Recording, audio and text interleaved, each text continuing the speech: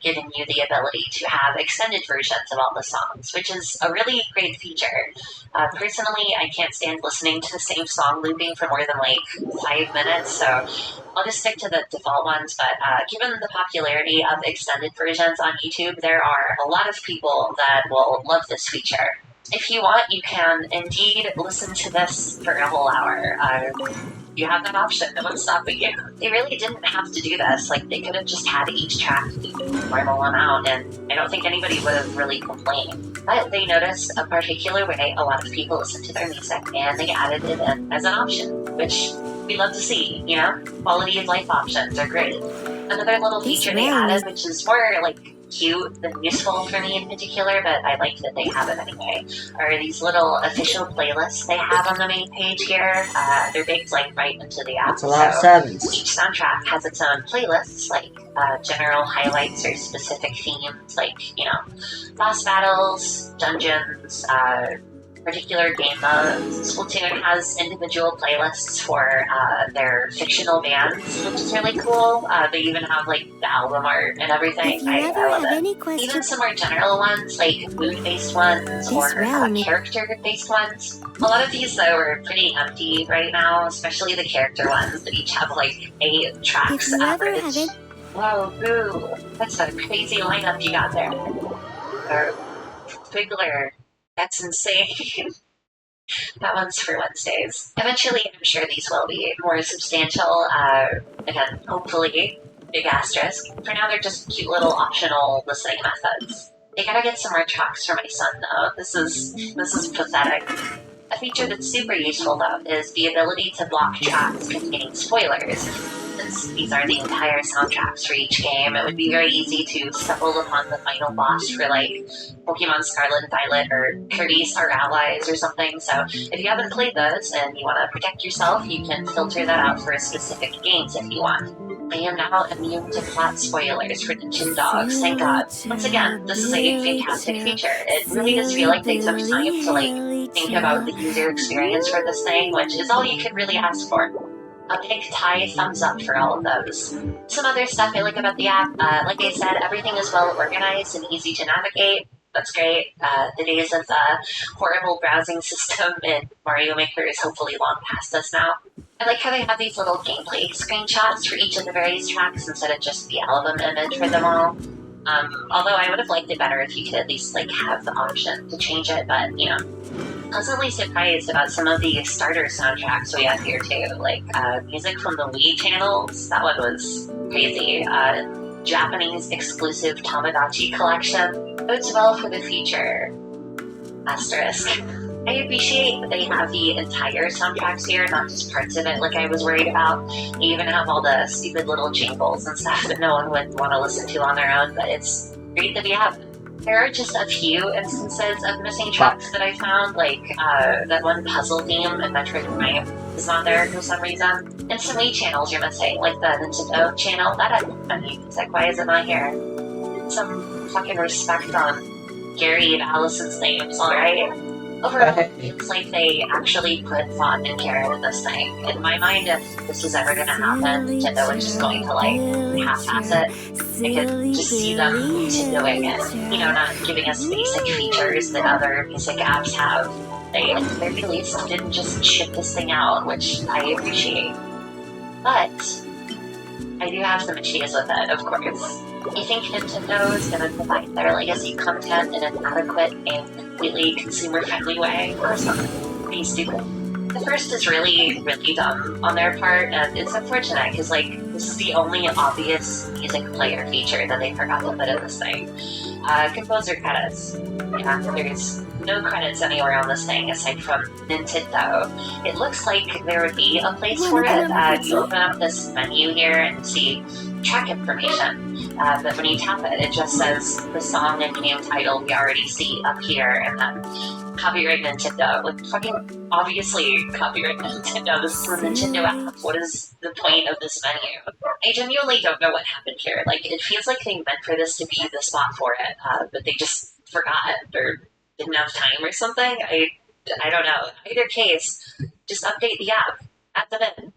It can't be that hard, right? They actually put more effort into crediting the fictional Splatoon fans than they did the real people that made these. I definitely don't think they're doing this on purpose or anything.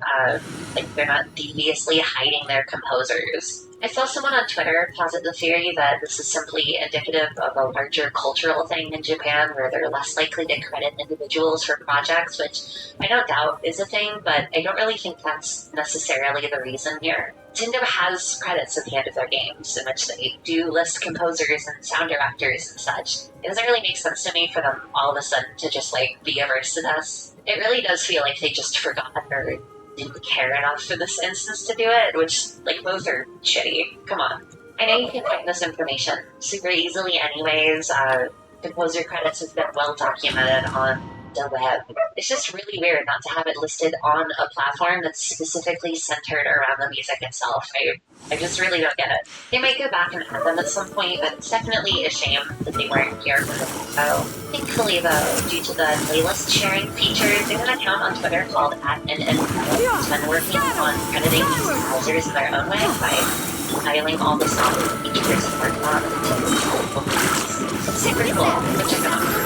Another thing I'm kind of disappointed by is only really one good like me and a couple other people. The max playlist size is only 2,000 songs, which seems like a slightly high amount that you can never hit in a playlist. However, I'm strange. I like to make like one big playlist that I throw everything into, so I can just hit shuffle and random songs thrown at me, like from the entire library. I like the randomness. My largest like, being surprised, you know. My largest playlist was 500. I don't have time to put in that many songs in a single playlist. Music platforms have, but I do know that YouTube's is 5,000. So yeah, Nintendo Music's is less than half of that amount, which Jesus sucks. Christ. I already started building this Giga playlist to hit me up, and so far, Some people are just built differently, I guess. 700 songs. So when this music library doubles in size, eventually, however long that'll take, I'll be pretty close to that limit. Once more though, most people that listen to music like that, they make way smaller playlists. They're probably not even going to encounter this issue, but it still sucks that the cap is so much smaller than it is. This is more of a personal reason. I do not like randomness in my music. Usually whenever I make playlists, there's always a specific theme. It's a much bigger deal, and it's usually like a lot of people. 30 is like the maximum I'm willing to tolerate in terms of variance. Because sometimes I really am just unsure, but all I know is I want to listen to all of those songs at once. But they have to probably like test and troubleshoot. Thankfully, it is considerably faster than it is. Despite me being a music lover, one thing I absolutely hate is not having control over my music. I do not like listening to songs in the mall because I do not control what songs are played in the mall. I do not like it when people are doing karaoke because I do not control what songs people are singing. No, it's just one every 7 days. This is a bit lame, honestly, especially given the number of games this app launched with, just 23. If they wanted to, Nintendo could have launched this thing with a addendum. Even if they just started with like half of the total number of games they've ever released. Malani's literally doing nothing. But no, Nintendo is Nintendo. They gotta milk their legacy content. It's about, at this point, it's like, why wouldn't everyone just use YouTube? Like, everything is available there right now. So when I'm in a playlist, I want to know what music I'm listening to. I control what music I get to play. Rarely I ever just pick a random song from my playlist, and although they're all songs I know and downloaded for a reason because I want to listen to them eventually at some point in my life. Those resources to make your app better. Compete. Whenever I pick a random song, rarely does it ever end up being a song I actually want to listen to.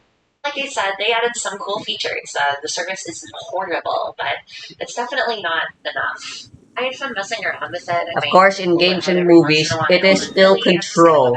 I chose to watch that movie, I chose to watch that anime, I chose to play this game. I know what I'll be listening At least in to. the app, as long as the app exists, the playlist are Cool, going to not be land battle intact, music. This is what it hopefully. is. But I'm even gonna then, learn to on like YouTube, it, I it's way guess. more convenient and easily accessible and free, so that kind of outweighs that. That's why I still think their best option would have just been to upload all their music themselves to YouTube. Like, put ads on them, collect that ad revenue, and for all of that uploaded stuff, you can take down all the other ones that you want because we have it right there in one place anyway. Nintendo would be making money, you wouldn't have to pay anything, it would be a win-win, right? Y'all would be making more money, in fact. Like, no one is going to buy an SO specifically for this app. Right now, it's just a fun little bonus for people that already have it and test.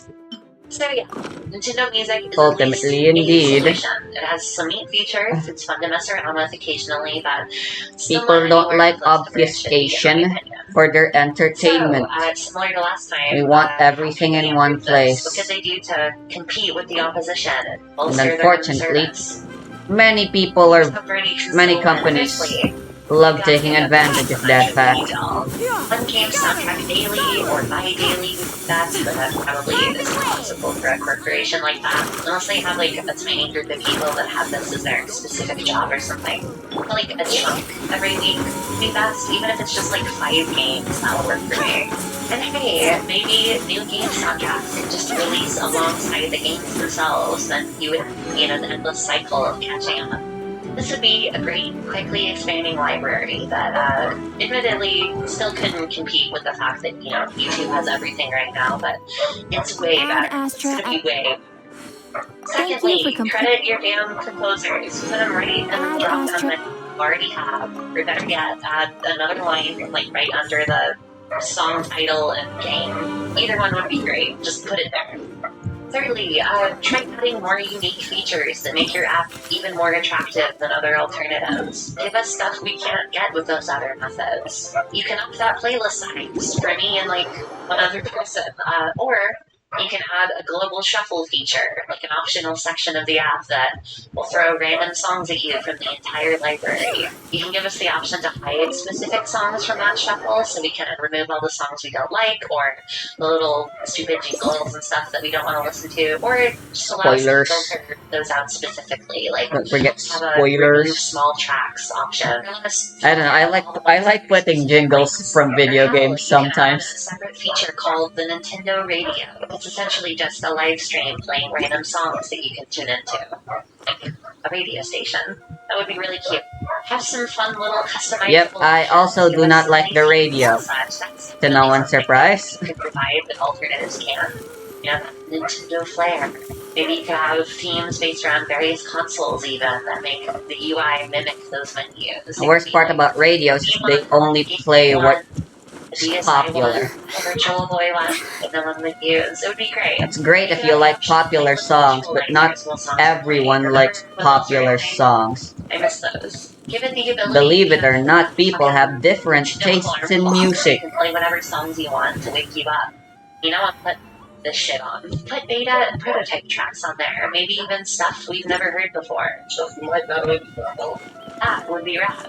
Add even more info about each track, like talk to the composers and get little insights on their creation. There you are. Maybe talk about instruments and stuff, I don't know. Do something. Get Sega and Capcom and Rare in on it, like you did with NSO. You had a deal where you could put the Sonics and the Mega Mans on here. If you wanted, you could even get like indie devs on it. That one's easy. Work out a way to put their soundtracks on there if they so chose. There's so many. This place is terrible for this kind of game, for this kind of minigame, because there really aren't that many. To Switch Online as a whole, but that's not what this video is about. They really could make this thing highlights in this place. I just don't think they will. It's Probably, just generic Nintendo. ruins and Holding out hope though. grasslands. Just put their shit on YouTube or Spotify. Anyway, that's pretty much all my thoughts on it. This is a shorty, just a zip-out update on the Nintendo music situation. If they change the or do something else with their music, I'll talk about that too. For now, I want the first-person mode. Some Nintendo soundtracks to my secret OST channel How come that we you all can- don't know about. How come we can go in first-person mode of animals, but not our own I characters? do have that. and you'll never find it.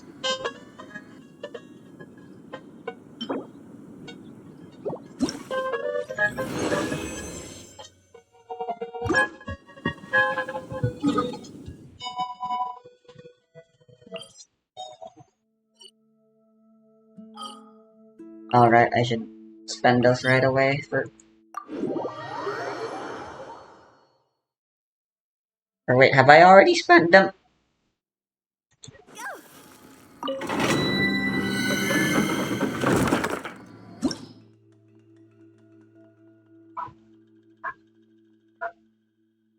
Folks, what if I told you all that there is an alleged Mormon ripoff of Rick and Morty? Yes, because, that's the timeline we're living in now. Allegedly. Some guy was like, you know what this cartoon on Adult Swim really needs to make it truly perfect?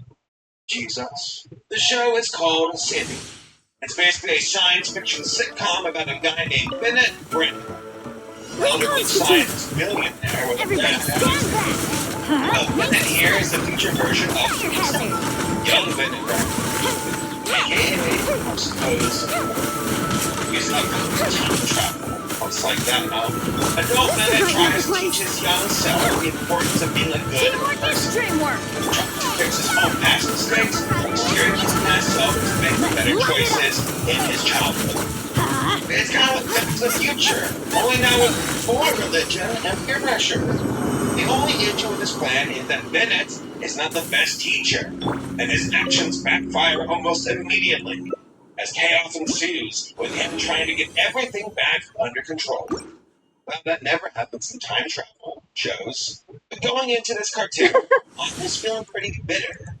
Look, I've had my fair share of religious cartoon shows, and yes, I'm still working on the Caleb and Sophia video. Stop asking. What the fuck? I was switching characters. God. Whatever, it doesn't matter. It's more of a documentary at this point. The build the map soon trick. Look, Matt, I'll give you all a sneak peek. For some reason, I decided to put a rap battle into the project. Don't ask me how this makes sense. Yeah, here it is. Epic Christian rap battle of history.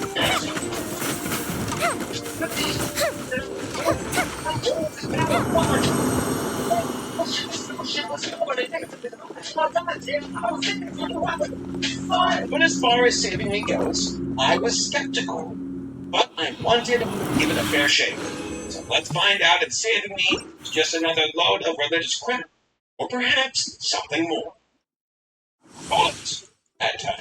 This video is brought to you by Flex Spots. Tired of old busted chairs? Getting sick of the only options out there being the $4,000 alien chair and the Walmart $75 special? One of these chairs is super expensive and the other one will get long back and possibly your posture. A little ambiance.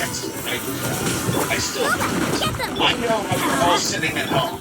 Even right now, see through your window. I see you're slouched over like a shrimp. I can see it. Whether you're relaxing or trying to get work done, nothing ruins productivity more than discomfort. Spot is here to change that. The C7 Max is a versatile solution to all of your seating needs, with a robust and sturdy construction. These chairs are built to endure any kind of seating application. It has multiple seating modes, such as office, which includes adaptive lumbar support and locks your backrest in place. The cushion includes a thick latex layer, providing comfort for long I can max her out. And hey, you won't need to provide any other cushion for your tush because these chairs come with the ability to adjust the height of the backrest. Adapting to everyone. Now let's wait until next week in the battle pass, I guess. Or when Imaginarium Theater comes out and for some reason she's available. That'd be great.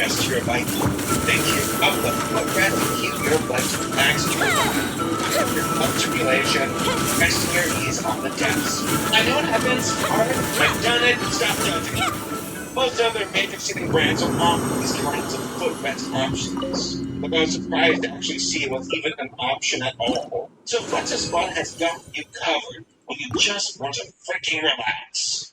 And with a 30-day return window and a 5-year warranty that includes direct replacement for damaged parts, your investment is risk-free and covered by a reputable player. Black Friday is the name of the game this November season. So if you're looking to grab the best discount possible, just go to flexspot.com and use my code to save an extra $50 on the C7 Max chair. Yes, I recommend it. This chair is now my new main chair in my office. Thanks to FlexSpot for sponsoring this video, and now back to the video. So who is behind the creation of Saving? Well, that would be Aaron Johnston, Mormon, and one who's very The publicly duration of the religious. case is He even 22 involves seconds, morals from the Book and of the Mormon cooldown in is the writing 14 of Saving. seconds. Quoted Wow. in the Emily is BYU secretly an Archon, man. I Johnson took his FTG. role developing Saving Bee very seriously, stating, quote, Why is she the "It was a only joy for me to non-Archon create character? content about Well, I guess Saving there's technically also Pookie, but that invited you need people to come constellations for closer that. to him. And he has Well, definitely Emily's taken also a events to 5-star. place. Even 2 years after this interview, since October 2022, Aaron Johnson has been the executive producer, creative director for the brand entertainment division of Chick-fil-A. So you know that entire recent news about the streaming service they're doing? That was not an elaborate joke. They're actually making one.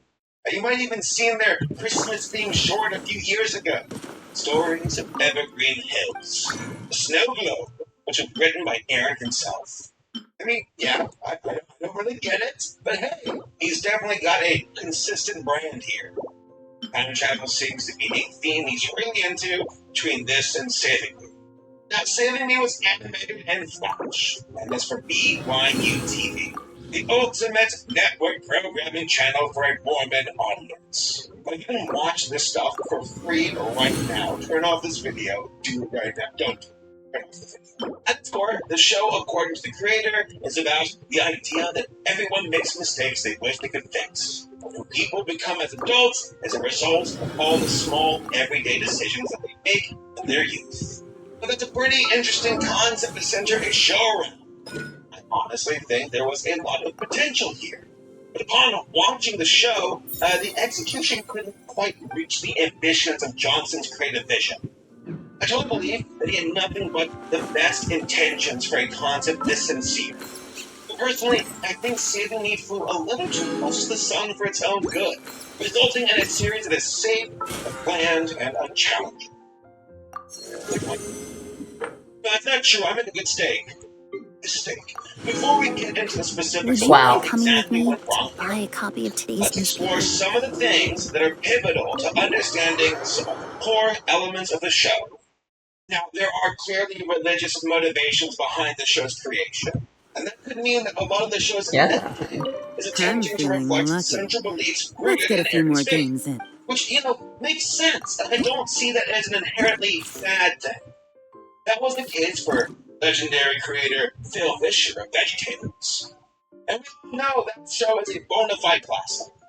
Getting down with silly songs with Larry, Pirate, don't, nothing.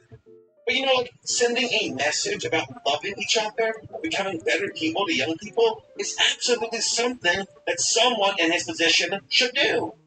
I just think his execution could use some work, and that some things left much to be desired when it came to really exploring areas that might be more difficult when you're aiming for a Christian audience instead of a general audience. Saving Me had a rocky path to production, with the creator not having any experience in animation, and instead a background mostly in marketing. And yeah, but to be real here, the writing on the series suffered as a result of his inexperience. And while there are certainly moments that stand out, the overall structure is still pretty uneven. The creators of Saving Me clearly wanted in on the trend of an old man and a young boy going on sci-fi adventures like in Rick and Morty. But if you watch these shows back to back, a fundamental difference appears when comparing them. The reason Rick and Morty is fun, and the reason their dynamics works, lies in its ironic tone, as well as its quick-witted, self-aware, and time-relevant writing. And Szechuan sauce, apparently. Szechuan sauce? That's how you say it. Is that even funny anymore? Is anything from the 2010s even funny anymore? I feel like that era is gone. It's all cynicism now. And that most of the humor centers around poking fun at Rick's cynical and apathetic worldview, followed by Morty's more naive, curious, and corruptible nature. But for Saving Me, It's presented with a straight tone, with most jokes being very predictable and easy to follow. Which, by the way, I know one show's adult, the other one's for kids, but still, as far as dynamic goes, Saving You feels very steady. But the dialogue feels very old school, and it's not as quick or timely as Rick and Morty. And that's not a mature rating thing, that's just a good writer thing. It's a very Ooh, cow. kids kind of show, but without the irony or any subtlety to the satire. They make constant jokes Hell about yeah, how this- people on the internet are sheeple. This hand Or rocks. about nerds living in their mother's basement. Which, hey, I just want to say, nothing wrong with that. I used to live in my mom's basement. I also lived in my father's basement for a bit. It is a rite of passage, and those who know, you know. Now, I'm not going to dogpile on this show, but I'm going to end up spoiling a lot in this review, give it a full review. It's a pretty fast watch, with only 20 episodes split between 2 seasons. So if any of this seems appealing to you, do your own research and come back if you don't want spoilers. Otherwise, let's get into what really does and does not work about Saving Me. Starting from the beginning, the theme song is very boring and forgettable. Giving the Animorphs theme meets church summer camp vibes. Honestly, I would watch a show about the Animorphs finding God. The guy who's raised Christians and went to, a Christian school, but the Animorphs were never allowed scholastic books. Gotcha. They applied evolution as a no-no. Also, did you all know that, Animorphs... Wow, that sucks. Child soldiers? Crazy stuff. Watch this video if you want to know more. Okay, back on topic. The plot of Why am I Saving Me is stupid? pretty rough, even from the start. Adult Bennett is committed to going back in time and focusing on, solving basic arguments. It's okay, the AI is and also conflicts. stupid. Things that are normal for children to do. The goal is probably for young kids to watch this and not want to fight with their siblings as much. But it was pretty wild how in episode 1, they go so hard on the fear-mongering by basically saying, you will become a sad and lonely monster if you fight with your siblings. It's a little intense. Also, the butterfly effect be damned, apparently. Adult Bennett is basically sinking all of his resources into going back in time to stop his younger self from not paying attention to his sister. Doesn't that seem a bit excessive to you? If you wanted to go back in time to stop a bomb or something, sure, I get it. But he was kind of a dick to his sister when he was 9, so I guess that's why I'm so depressed and also a monster. Yeah, that's why. Dude, siblings argue, and they fight. It's a part of growing up. I just don't think it's worth warping the space-time continuum over. But hey, that's just me. Now, if you killed your sister, that's Just sharpen my spear. First season follows a pretty specific Busted. plot. Adult Bennett has an issue with some existential thing that his younger self did or did not do. So he makes it his mission to go back in time and fix it. In episode 5, he has trouble being proud of his father. In episode 6, he struggles with his anger problems. And the solution to this is saying nicer things to his sister. I guess instead of going to therapy as an adult, it's easier to go back in Wait, time shit. and Really? change things. Sure, whatever. Just go off, Kate. Who cares? Then in episode 7, he hates sports. Not a specific sport. I mean, all sports. The general idea of sports. It's really weird. In episode 8, he has beef with not showing his mom enough gratitude. And the list goes on and on. There are also multiple plots happening at once, which is not a bad thing if done right, but it all runs together sometimes. Not a good way. The storyline about the secret agency Bennett's parents worked for is kind of cool. Quietly It now. feels like they really stretched them thin. In episode 4 of season 2, they have a boys' fishing trip. And while Adult Bennett is trying to change that, the sci-fi headquarters is dealing with a sea monster, while the girls are also having a trip. So many subplots are competing for screen time that they don't get properly fleshed out. The focus is constantly switching between A plot, B plot, C plot, Oh, and shit. sometimes D plots. I'm not sure if this is to cater to the short attention spans of kids nowadays or whatever, but it's a little bit much to be satisfied. And as far as the dialogue goes, Yeah, not sugarcoated here. A lot of it feels just like placeholder dialogue. Shit, I think this person could really help me. I can have willpower. How was I? I genuinely don't know if middle schoolers would find these jokes funny or outdated. Probably the second of the two. Transitions to each segment are fun, but they're so predictably cheesy. It's obviously not my sense of humor, because my sense of humor is amazing at best. It also feels too bland and safe to really be able to grab a young audience's attention, which is like really hard to do now. That's another thing I'm actually confused about. The show doesn't seem to have a specific age demographic for their audience in mind. At the end of season 2, they have a villain with the line, "You can't fight your way out, but you are no use to me dead. Let's start again, shall we?" There are so many awkward jumps between family-friendly themes with cheesy writing to lines about killing. Like, don't get me wrong, I know this is intended for a religious audience, so it's not that As you outlandish wish. for kid stuff to have villains that make threats like this. I can't figure out who this show is for. Who's the demographic? I must leave no Elementary stone kids? unturned. Middle schoolers? High schoolers? They're all not going to respond to the same show in the same way. There But you are, get the however, shield. some clever plots and bits occasionally.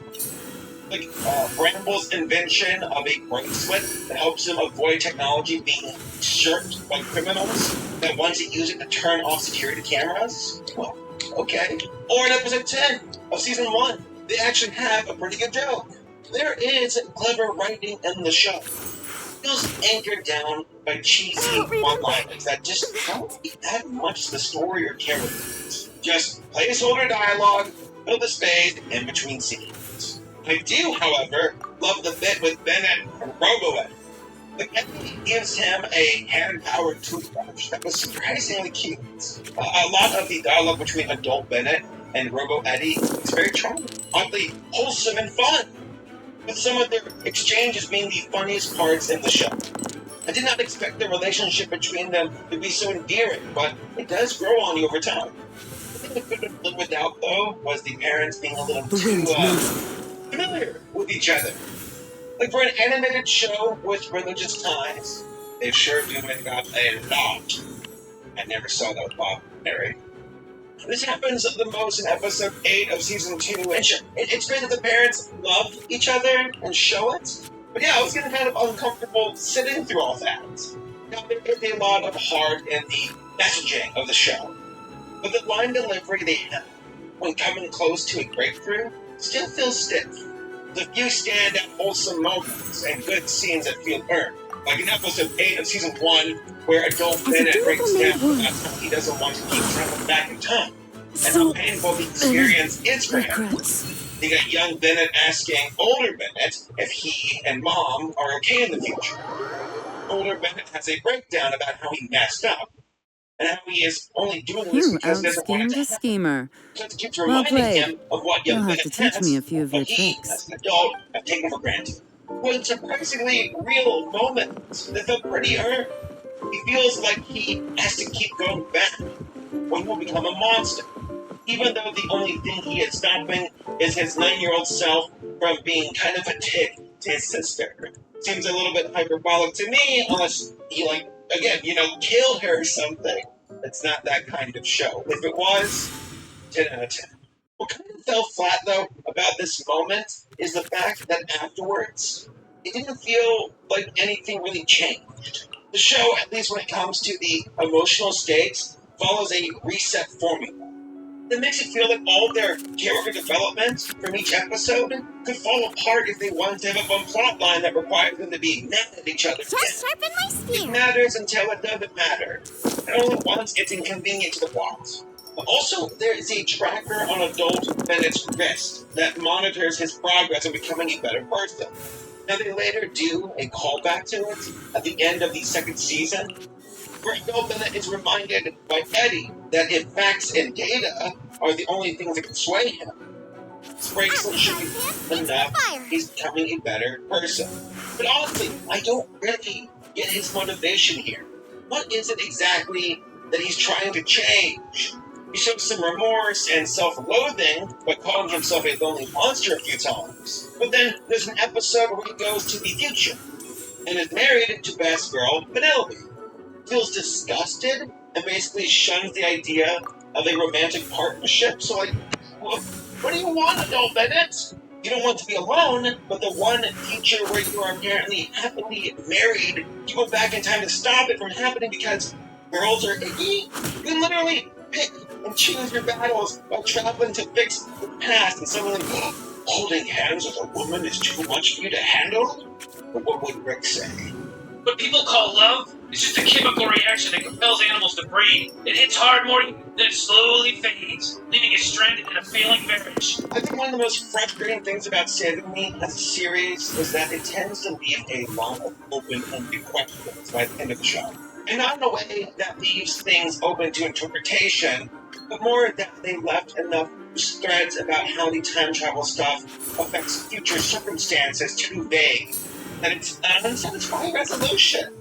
Here's a few examples I could not ignore from finishing it that left me really confused. Well, first of all, 50 years in the future where adult Bennett lives, there are moments where adult Bennett goes outside. It looks really dark, dingy, almost like a dystopian future. Now, are they implying that he paused this? Were there global ramifications to his decisions? He claims he is a monster a few times, but honestly, it just seems like he is, minding his business alone in his place. And if he really was the cause of this global issue, I really wish they got into it more. It seems like they want to go the Back of the Future route. But I don't get how being mean to his sister is bad enough to lead to full-on dystopia. It's 1984 up in here. If this is a fear-mongering religious show, yes, that's one answer. A lot of guilt is on the surface, without a lot of more digging. And if they're trying to go for a more butterfly effect kind of impact, it reads more as the Mormon version of Scared Straight. That seems needlessly harsh for this kind of programming. There are clearly themes of guilt, but they are at least attempting to explore. The guilt adult Bennett feels for whatever mysterious thing happened between him and his mom. Also the guilt he feels towards his own perceived personal failings when it comes to the other members of his family. Not being nicer to his sister, not bonding enough with his siblings, being rude to his father, and so on. There is a responsibility that he feels towards making amends. And the only way he knows how is by going back in time, fixing these little moments that, I guess in the grand scheme of things, lead to the apocalypse or something. They don't get that deep into it. Most of the story goes very surface level when it comes to the real emotional exploration to be done. I honestly think the episode where we travel inside of his mind when he's trying to appreciate his mom might be the best one. It was really gut-wrenching and had a lot of potential to frame the show in a new light. But they kind of let it fade into the background alongside the other lessons he supposedly learned. Another odd thing that has me curious about the inner workings of this world is the fact that in episode 10, young Bennett being a bad boy from the past apparently led to the police storming the house of adult Bennett. But in a past episode, adult Bennett said that if a small change happens in the past, adult Bennett doesn't wake up with new memories. But the timeline is still affected, I guess.